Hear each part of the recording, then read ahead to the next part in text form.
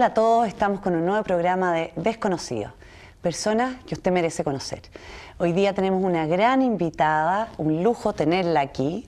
Ella se llama Paulina Taboada, académica de la Universidad Católica, doctorada en filosofía. Ella es médico y estoy de verdad muy feliz, Paulina, de que hayas podido venir. De verdad, para mí es un lujo. La conozco hace muchos años. Y más allá de la parte académica, humanamente también como persona es una maravilla persona. Así que estoy muy feliz de verdad de tenerte aquí. ¿Cómo estás, Paulina? Muy bien, muchas gracias, Francisca. La verdad es que la que está feliz de estar aquí contigo hoy día soy yo. De tener el lujo de conversar contigo un ratito, porque siendo una persona tan ocupada tú y que pueda darte este espacio, genial. No, muchas gracias, Paulina, de verdad por estar aquí. Qué bueno que estemos las dos felices. Vamos a agradecer a nuestros auspiciadores, a Viña Tinajas del Maule, que nos da un pequeño regalito para nuestros invitados, y a la tienda de Tere Giner. Hola, Tere. Hoy día, esta semana, preciosa la ropa. Así que aquí tenemos aros de Tere Giner, pañuelos, pantalones, polera, etcétera.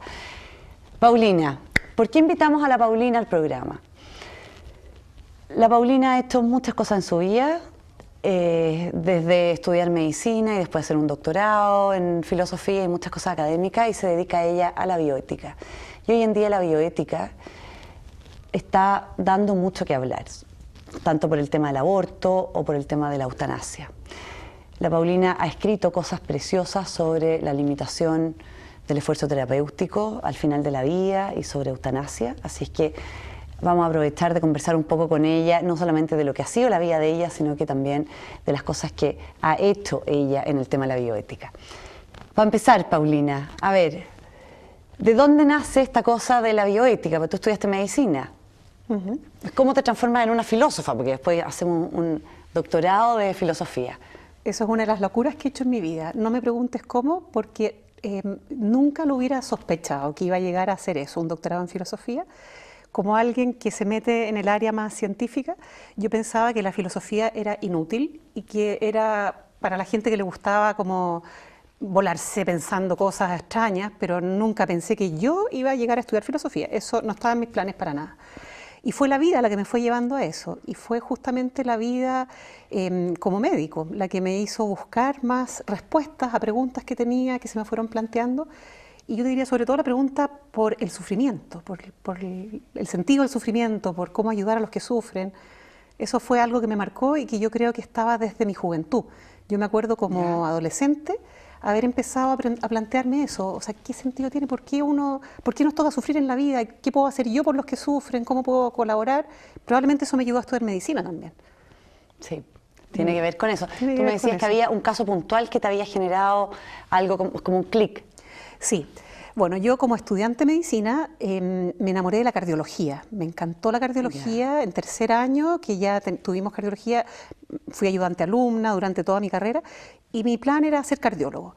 Y entonces para eso yo sabía que tenía que hacer la formación previa, que es medicina interna, y mientras estaba haciendo mi especialización en medicina interna, con miras a ser cardióloga, según yo, que después voy a contarte que eso no se concretó y por qué, tuve un caso mientras estaba pasando por la UCI. Uno en medicina interna tiene que pasar por todas las especialidades médicas, por cardiología, respiratorio, nefrología, gastroenterología, por cuidados intensivos también.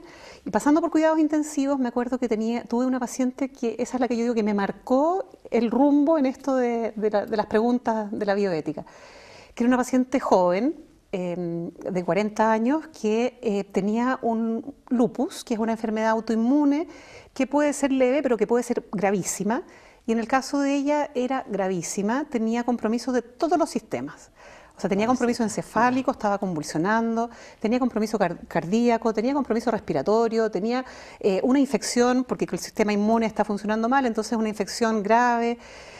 Los riñones también estaban comprometidos, entonces estaba en diálisis. O sea, en resumen, estaba en ventilación mecánica, en diálisis, con nutrición artificial, con compromiso neurológico, convulsionando. La teníamos en la UCI y yo tenía que dejarle indicaciones y tenía que dejar 2 páginas de indicaciones todos los días. Y yo veía que día a día iba estando peor y que todo lo que estábamos haciendo en realidad no tenía mucho sentido, porque ya la intuición a uno le decía, esta mujer se está muriendo. Y eso es súper duro con una persona joven que tú sabes que tiene una familia, que tiene hijos.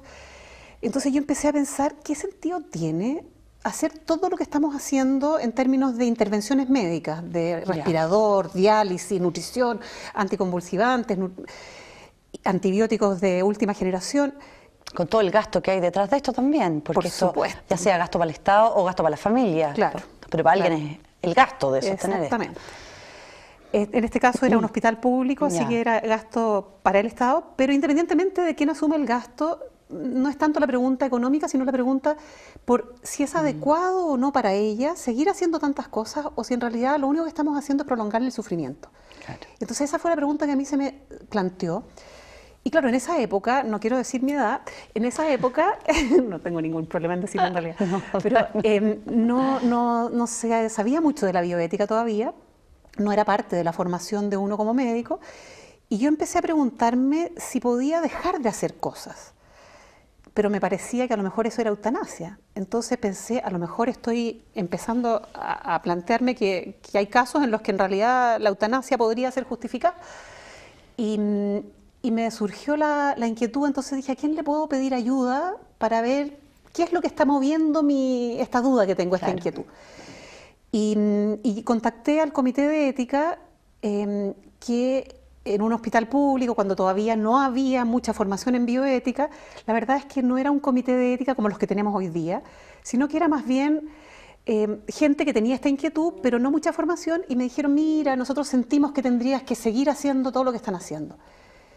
Y yo les dije, bueno, pero si yo siento distinto, ¿qué argumento es el que más vale? O sea, esto de dejarse guiar por los sentimientos, a lo mejor no es el mejor orientador para la toma de decisiones. No, pero tienes que seguirlo haciendo porque si no nos podemos meter en problemas legales. Mucho miedo probablemente de suspender terapias, de quitar tratamientos, porque no vaya a ser que después digan que fuimos negligentes y que no se los dimos. Yo creo que va por ahí. Exactamente. Sí, que hasta el día de hoy muchas veces pasa. Claro. Que se confunden las cosas y que la gente cree que porque le están quitando un tratamiento desproporcionado, por ejemplo, que de verdad a ojos de todos no parece lógico tenerlo, siempre está la inquietud y el miedo, bueno, pero alguien quizás va a aparecer y va a decir, pero ¿cómo le quitaste el ventilador mecánico? ¿Cómo? Exacto. Sí. Entonces va a decir, no, tú le causaste la muerte porque no hiciste todo lo que podías hacer por ella. Y tú le quitaste además tratamientos que ya tenía puestos. Sí. Bueno, ¿cómo termina la historia? Estoy de más entretenida. ¿Cómo termina la historia? Bueno, la historia termina que como el comité me dijo eso, yo sentí que no podía, además como médico en formación, estaba haciendo mi especialización, no podía hacer algo diferente, así que seguimos, pero la paciente falleció, lo que se preveía que iba a suceder, me parece que en alrededor de una semana. Entonces ese caso a mí me dejó súper complicada, porque yo dije, a lo mejor le estamos prolongando la agonía, le causamos más sufrimiento, sabiendo que no era útil lo que estábamos haciendo. Entonces me dejó con la inquietud y empecé a preguntar, a leer, y fui a lo que en ese entonces era el germen del Centro de Bioética de la Católica, que hoy día existe ya hace muchos años. Y fui a pedir ayuda y a preguntar y a leer, y ahí me invitaron a estudiar un poco más en serio estas cosas, y eso significaba estudiar filosofía. Entonces yo me acuerdo que a la persona que me lo dijo, yo le dije, tú estás loco, o sea, yo con la filosofía no tengo nada que hacer. Yo quiero responderme una pregunta, digamos, no quiero meterme. Sí, no, me invitó a estudiar Aristóteles. Y en su casa se juntaban los sábados en la mañana un grupo de médicos y estudiaban Aristóteles. Y yo le dije, tú estás más loco, si yo no voy a entender nada de Aristóteles, o sea, eso me supera. Entonces me dijo, no, mira, ven, vas a ver que es súper entretenido. Y yo la verdad es que por como miedo o como por pena, deferencia, porque tú misma te habías acercado a pedir ayuda y ahora te ofrecían algo. ¿No? Sí, para no ofenderlo, que esto era tan entretenido, que se junta. Parece que no me gustó lo que me ofrece ya, pero bueno. Entonces yo dije, voy a ir, pero un par de veces, y con eso le voy a decir, mira, en realidad un millón de gracias, pero no va conmigo. Esto estamos. Es que empecé a descubrir un mundo que para mí era absolutamente desconocido, que era esta nueva forma, o nueva para mí, una distinta forma de aproximarse a la realidad, de aproximarse a las preguntas y de tratar de contestarlas, y que había una forma de argumentar que tenía también toda una fundamentación lógica. Empecé a descubrir cosas que yo no sabía que existían y que no era tan así como pensamientos locos de uno, sino que había una metodología. Y encontré que era interesante esto como descubrimiento, pero hasta ahí no más llegó eso. O sea, yo ahí seguía haciendo mi especialización, iba a ser cardiólogo. Y cuando ya terminé mi especialización, a la hora de empezar, de optar a la beca de cardiología, me cuestioné porque yo no me veía en ese ritmo de vida de un cardiólogo, en unidades de intensivo, coronarias. Además, la cardiología se había ido poniendo muy invasionista. Invasiva, claro. Muy invasiva. Y ya no tenía eso que a mí me gustaba, que era lo clínico, de escuchar el corazón y de razonar y pensar, mira, esto es lo que está pasando fisiológicamente, entonces podemos ayudarlo de esta manera. Escucha un soplo por aquí, un soplo por acá. Yo ahora ya nadie escucha soplos, o sea, ya todo se hace con máquinas. Sí. Entonces dije, no, en realidad este estilo de cardiología no es el que yo quiero. Dije, ya me va a tomar un tiempo. Me va a tomar un tiempo para ver qué es lo que realmente quiero hacer. Y ahí dije, bueno, en este tiempo voy a empezar a estudiar un poco más estas cosas que yo las tenía como hobby, así como que me interesan. Y me acerqué de nuevo a estas personas del Centro de Bioética de la Católica. Y ahí me dijeron, mira, sabes que nosotros estamos formando este centro y necesitamos gente que le interese esto, que quisiera formar en serio para ayudarnos a colaborar. Pero eso tendrías que ir a hacerlo fuera de Chile porque en Chile en ese momento no había la formación, los lugares para formarse. Y yo, la verdad es que me causó como una especie de terremoto porque no estaba en ese momento en mis planes. Y dije, en realidad, ¿por qué no? Y dije, bueno, si es que habría que ir a formarse fuera, a mí me gustaría ir a formarme en Liechtenstein con este señor, Joseph Seifert, porque lo había conocido en este periodo de inquietudes. Es un filósofo austríaco que vino a Chile a dar una serie de conferencias y que yo lo había ido a oír así en la hora de almuerzo, comiéndome un sándwich. Y que me pareció que tenía una aproximación muy realista, o sea, como muy cercana a la experiencia diaria, pero con una fundamentación filosófica seria en la tradición. ¿Sigue vivo Joseph Seifert? Sigue vivo Joseph Seifert. Vamos a mandarle saludos, porque yo también le tengo mucho cariño. También te hizo clases, yo creo, ¿no? Me hizo clases y yo también participé en unos grupos que fui en algún momento, pero fue, llegué a él por ti, pues Paulina, yo no habría llegado para allá si no hubiera sido por ti. Así que un personaje. Fue Joseph Seifert, ya. Claro, entonces yo escuchándolo a él dije, qué interesante cómo este señor fundamenta, me gustaría estudiar con él, pero en ese minuto no estaba en los libros, o sea, irme fuera de Chile, filosofía, nada que ver. Pero cuando ya se me planteó como en serio, ¿estarías dispuesta a irte fuera de Chile a formarte en estas temáticas? Dije, bueno, y entonces para allá. Pero eso fue una locura, porque pensé que yo venía de la medicina, irse fuera de Chile a estudiar filosofía, en un lugar que es un punto, Liechtenstein, que yo no sabía ni siquiera que era un principado independiente. Yo pensé que era una ciudad de Alemania. O sea, ese era mi conocimiento de Liechtenstein. Entonces, fue una experiencia preciosa que me cambió mucho, en realidad, porque descubrí qué es lo que era esto de la filosofía. Paulina, ¿tú? Sí, hablo alemán. Lo hablaba desde chica, menos mal. Sí, porque la verdad que ir a meterse ahí, no sé, sin alemán yo creo que es bien difícil, sobre todo con un filósofo. Sí. No, pero no ponderé lo que era ir a estudiar filosofía en otro idioma. O sea, no ponderé lo que era estudiar filosofía, porque como yo no sabía lo que era eso, y tampoco lo que era hacer eso en otro idioma. Pero menos todavía sabía yo que en esa academia, porque había nacido en Estados Unidos, en Dallas, los cursos eran la mitad en inglés y la mitad en alemán. Entonces me encontré con cursos en inglés, que mi inglés era el inglés científico básico, pero no la filosofía en inglés. O sea, la primera sesión, así como taller filosófico que tuvimos, no entendí nada, ni siquiera de qué se estaba hablando. O sea, fue así. Pero era tan lindo el entorno, tan fantástica la gente que había ahí, y las temáticas que se conversaban, que el interés me hizo ir adquiriendo el idioma.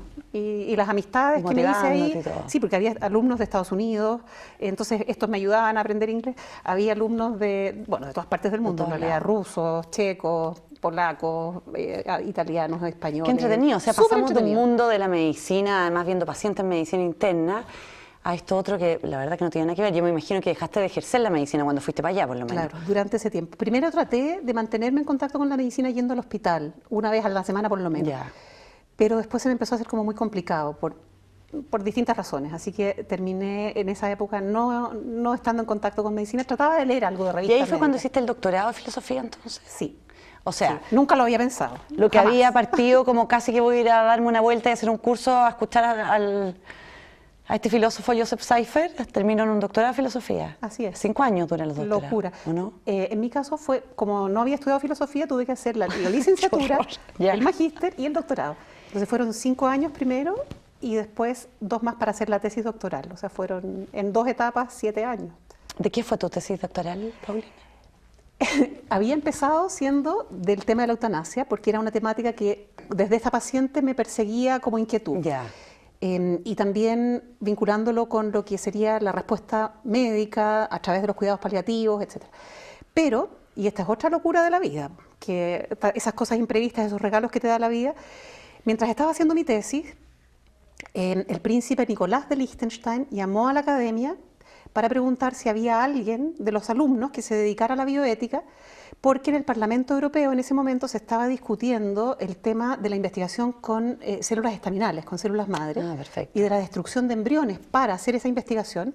Entonces él quería que alguien que estuviera metido en temas de bioética pudiera hacer asesoría a algunos parlamentarios del Parlamento Europeo para el programa marco de investigación en esa temática en Europa. Y Joseph Seifert, que era el rector... Pasamos de un término de la vida al inicio de la vida, o sea, con la problemática de los embriones versus la problemática de los que se están muriendo. Así es.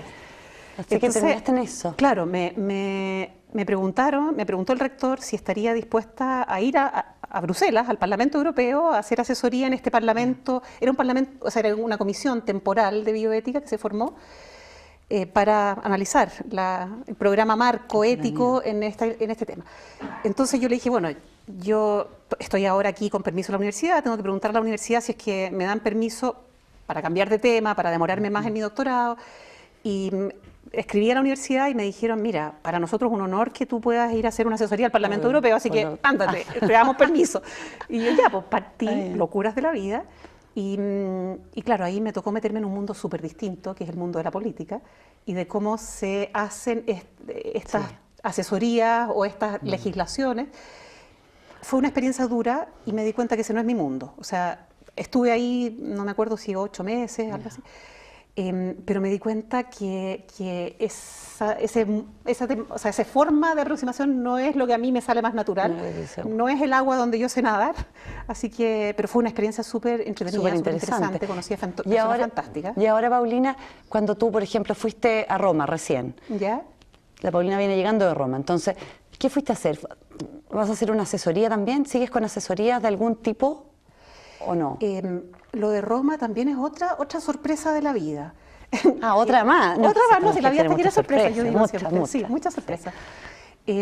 Eso fue después de que había terminado ya mi doctorado. Bueno, finalmente escribí la tesis doctoral sobre el tema de las células estaminales, porque ya me había metido tanto que lo escribí en eso. Cuando llegué de vuelta... Embrionarias, sí. Bueno, el debate, células estaminarias embrionarias versus adultas. Bueno, cuando volví de mi doctorado y me contrataron en la Universidad Católica, de repente me llega una carta diciéndome que vaya a la nunciatura. Yo dije, ¿qué hice? O sea, me van a retar, ¿qué puede pasar? Y me había llegado una carta desde el Vaticano que decía si es que aceptaría ser miembro de la Pontificia Academia para la Vida. ¿Tú eres católica, Paulina? Yo soy católica, sí. sí. Ya. Sí. Soy católica. Que le llegue la carta de la nunciatura a cualquier persona. Claro, no, pero soy católica, pero vengo de una familia ecuménica, porque mi padre es luterano, mi mamá era católica, mi mamá falleció. Entonces, una familia que es ecuménica, yo estudié en un colegio laico, o sea, tampoco es que fuera así como... Pero la verdad es que para mí el catolicismo siempre es una cosa que me ha marcado mucho, o sea, los valores cristianos, siempre como en esa línea, esa antropología, esa forma de concebir al hombre. Bueno, entonces me llega esta carta diciéndome si aceptaría y sorpresa, y bueno, un honor, o sea, en el fondo... Obvio, o sea, y entonces empecé a participar en esto, que es como el Centro de Bioética del Vaticano, que es un organismo de académicos que asesora al Vaticano en la temática de bioética. Hay personas de todas partes del mundo, somos como 120 miembros. ¿Qué hablan, Paulina, por ejemplo? Para que alguien que está viendo el programa diga, no, pero ¿qué está cuestión de la bioética? Que asesoran a gente de bioética, que no sé, ¿qué hablan de bioética de todo el mundo? ¿De qué se trata? Claro, ¿qué hablan, por ejemplo? ¿Qué temas? Para que las personas entiendan. Ya, bueno, hay un montón de temas de la bioética, por ejemplo, los que hemos estado mencionando, ¿no? El aborto, la eutanasia, hasta dónde llegar con tratamiento, si es que hay que seguir hasta todo lo que sea posible, o sea, todo lo que hay disponible, o si hay momentos en que uno puede decir, no, hasta aquí no más llegamos. El tema que está súper actual ahora, del cuidado de los adultos mayores, de cómo es la acogida solidaria que tenemos que darle a los adultos mayores, qué tipo de estructuras sociales, qué tipo de estructuras sanitarias o también familiares, de apoyo familiar, tenemos para eso. Trasplantes de órganos, investigación en seres humanos, en animales también. Exactamente. Sí. Protección del medio ambiente, ecología, exacto. Todo eso son temáticas de la bioética. Súper amplio. Y estas 120 personas más o menos a nivel, son 120 personas del mundo, de distintos países. De distintos países asesoran al Vaticano en el tema de bioética. Sí. Esa es la idea. Sí, esa es la idea, que haya de los 5 continentes, sí. Yo soy una de ellas. Hay filósofos, hay teólogos, hay abogados, hay científicos, hay médicos, biólogos. ¿Hay alguien más de Chile? Sí, hay 4, somos en este momento 4 personas de Chile. Ya. El doctor Alejandro Serani, que es el director del Centro de Bioética de la Católica, la doctora Pilar Vigil, que trabaja también en la Universidad Católica, el monseñor Fernando Chomalí, el obispo de Concepción, y yo. Perfecto. Y también yo quiero decir con particular cariño que el doctor Juan de Dios Vial Correa, el ex rector de la Universidad Católica, fue el segundo presidente de la Pontificia Academia por la Vida. Entonces yo creo que también por eso Chile ha estado presente en esta academia. Súper presente, porque 4 personas chilenas es harto. Es harto. Para un tema de este nivel, en el fondo bioética, que tampoco es una cosa como tan masiva, no es tanta la gente que se dedica a bioética. Sí. Paulina, ¿podríamos conversar o explicarle un poco a la gente la diferencia, por ejemplo, entre eutanasia y limitación del esfuerzo terapéutico? Que suena como tan largo, además, que a mí nunca me ha gustado mucho el nombre, porque encuentro que eutanasia mediáticamente es mucho más fácil.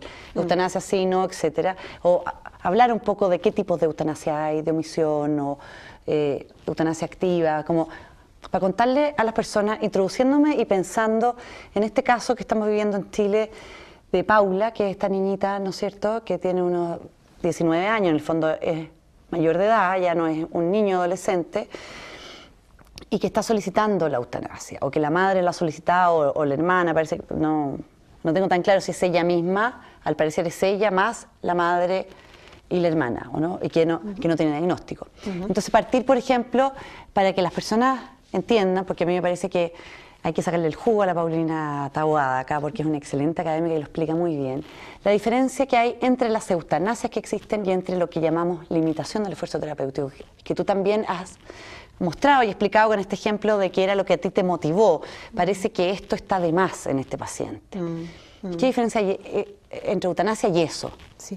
Yo te agradezco harto la pregunta, porque en este momento en Chile se abrió el debate público de la eutanasia. Tenemos 2 proyectos de ley presentados este año para legalizar la eutanasia en Chile. Uno pretende modificar el Código Sanitario y el otro pretende modificar la Ley de Derechos y Deberes de los Pacientes, de modo que se introduzca en Chile, así como se introdujo la ley de aborto, que se introduzca una ley de eutanasia. Y lo que se está planteando es una legislación que quiere legalizar lo que se llama eutanasia activa, pasiva, en personas competentes, o sea, que pueden pedirlo voluntariamente, o en personas también incompetentes, que no están en condiciones de pedirlo. Un tercero, entonces. Claro. Entonces, es un tema que está súper actual en el debate público. ¿Qué es lo que es eutanasia activa, por ejemplo, versus eutanasia pasiva? Ya. Ahí hay una confusión terminológica en general en la sociedad, pero también en el mundo académico. Entonces uno puede encontrar muchas definiciones distintas y a mí me parece que es clave para poder hablar de este tema, primero partir aclarando los conceptos. Y como yo creo que un elemento que nos puede ayudar así es tan simple como ir al diccionario. Por ejemplo, el diccionario de la Real Academia, que muestra cómo se usa la lengua española para no usar otra lengua. Sí. Y dice que la eutanasia es un acto que pone fin a la vida de una persona con la intención de aliviarle sufrimiento. Ya. Pero está la intención de quitarle la vida. Está la intención de quitarle la vida, de terminar con la vida, y está la intención de aliviar sufrimiento. Perfecto. Para que sea eutanasia tiene que haber esa intención de aliviar sufrimiento.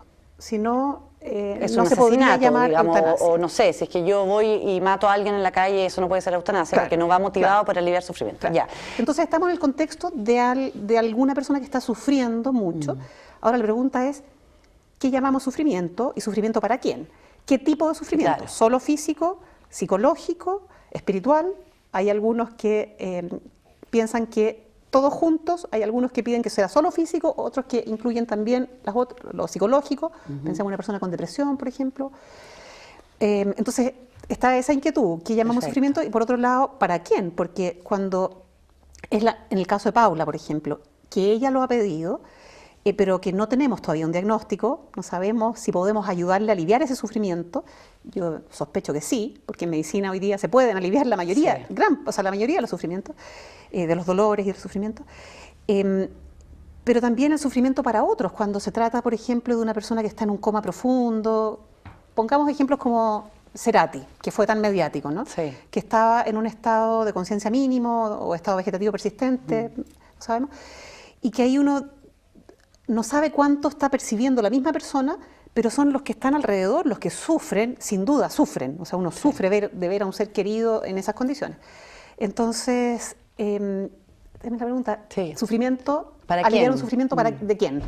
Bueno, con todas esas preguntas, volvemos al tema de qué se entiende por eutanasia. Es un acto libre, o sea, yo libremente decido poner fin a la vida de otra persona.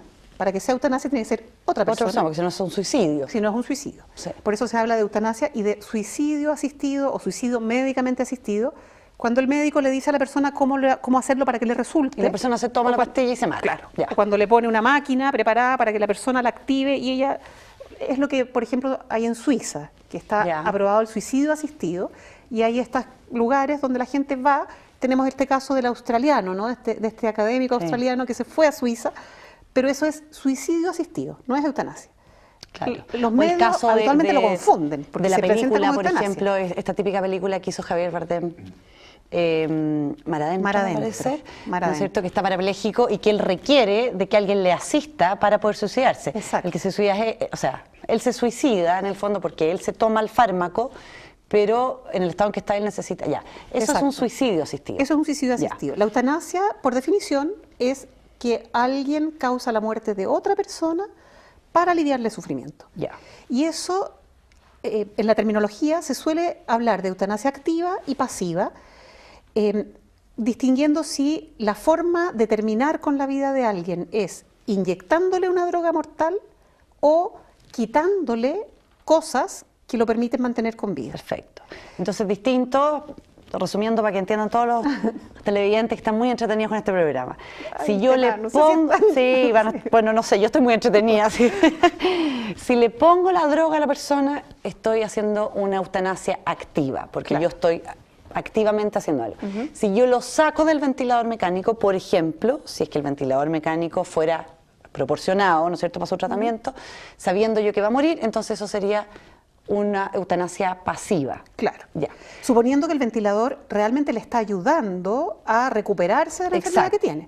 Porque ahí viene el tema de la limitación del esfuerzo terapéutico, o yo ahora, más que limitación, prefiero llamarla adecuación de esfuerzo terapéutico. Adecuarlo a la situación del paciente. Es que, ¿por qué lo prefiero llamar así? Me interesa un montón, Paulina, porque las personas, yo tiendo a escuchar en medicina, conversando con pacientes y todo, dan por hecho que si uno le quita a alguien un tratamiento, está generando eutanasia pasiva. Muchas veces se piensa eso. Y yo creo que la gran mayoría de las veces no es así. Yo también. Que justamente uno lo quita porque no está, como tú dices, dando algo útil. No está siendo útil. Entonces, expliquémoslo lo mejor que podamos para que la gente lo entienda. La diferencia entre realizar una eutanasia pasiva con el fin de matar, digamos, de que muera, y quitarle el sostenedor vital. Ese vital, probablemente un ventilador o... No sé si la alimentación está dentro de lo vital. ¿Sí, también? Sí, porque si tú no riegas una planta, se te va a morir. Si tú no le das agua a un animal, se te va a morir. A un ser humano lo mismo. Entonces, ¿cuál sería la diferencia entre quitarle algo a alguien y llamarlo eutanasia pasiva o quitarle ese tratamiento a alguien y que sea una adecuación, como tú dices, de tratamiento terapéutico? Del esfuerzo terapéutico. Del esfuerzo terapéutico. Yo creo que esa pregunta es clave porque en mi experiencia la gente tiene esa inquietud en relación a familiares. A todos nos ha tocado, yo creo, en la vida en algún momento, tener a familiares que están con alguna enfermedad y dudar si es que tenemos que seguir haciendo cosas, seguir con tratamientos, o se puede decir hasta aquí nomás llegamos. Si no estaremos dejando de ejercer el deber de cuidar a otros y decimos, no, hasta aquí no más llegamos. Entonces, yo creo que esa pregunta es súper clave para todo el mundo. En nuestro comité de ética del hospital, la mayoría de los casos que nos llegan a consultar son justamente por esa pregunta. 92% de los casos, esa pregunta. ¿Es lícito decir hasta aquí no más llegamos? Entonces, los criterios que permiten responder a eso, cuándo es eutanasia y cuándo es adecuar esfuerzo terapéutico a la situación clínica de alguien que ya está en una condición que no es reversible, son para mí dos. Uno es la intencionalidad. Si yo lo que quiero es acabar con la vida de la persona, terminar con la vida de la persona, o sea, que se muera. Sí. Y lo otro es si la terapia en cuestión es útil o no es útil para revertir una condición clínica X. Entonces, la intención de que la persona se muera es súper difícil de precisar porque requiere bastante honestidad personal, qué es lo que realmente me está moviendo a actuar.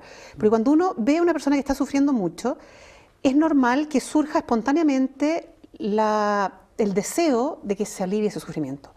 Y yo creo que lo hemos vivido, ¿no? Con alguien, una persona que está súper enferma, que uno sabe que ya va progresando hacia la muerte, ojalá se muera luego. O sea, lo mejor que le puede pasar a esta persona es que se muera, que se va a aliviar. La suegra de mi hermano falleció hace 4 días, estaba con un cáncer ya en etapa terminal, estaba sufriendo horrores y en el fondo uno lo que piensa es que le llegue su momento. Pero eso no es eutanasia, o sea, porque no está la intención de que yo voy a hacer algo activamente, o sea, quitarle algo para que se muera rápido. Distinto es que yo le quito la hidratación, le quito la alimentación para que se muera rápido. Claro. No si alguien está ya en su agonía y la nutrición y la hidratación no le va a aportar nada porque se está agonizando, o sea que no le va a aportar nada.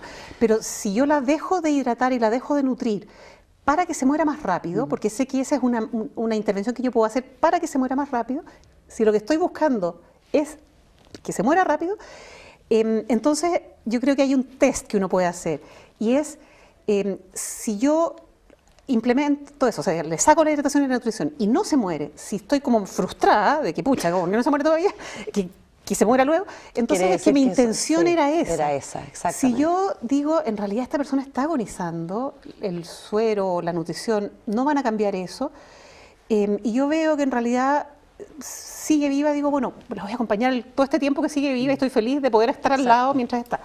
Entonces, eso, la intención, ¿qué me mueve? La gran diferencia sería eso, la intención y el tipo de tratamiento. Y el tipo de tratamiento, que si es que es útil para revertir una situación y para poder darle a esa persona una chance de vida y también de calidad lo que de sería vida. Tratamiento proporcionado o no. No es lo mismo un hombre de 30 años con una neumonía, que yo sé que ahora tiene el ventilador mecánico, pero que esa neumonía lo más probable es que se va a pasar con el antibiótico y que después voy a poder sacarlo de ahí. Si yo le quito el ventilador cuando está en la mitad de la enfermedad y lo mato, es muy distinto que si tiene los mismos 30 años pero conectado al ventilador por un cáncer pulmonar terminal, donde cuando yo se lo quite nunca se va a revertir. Claro, la enfermedad que lo está llevando a la muerte es el cáncer. Sí. No es el que tú le hayas quitado el ventilador lo que le causa la muerte, sino que el cáncer que ya está en etapa terminal. Sí. Paulina, se nos va el programa. Muchas gracias por tenerte acá.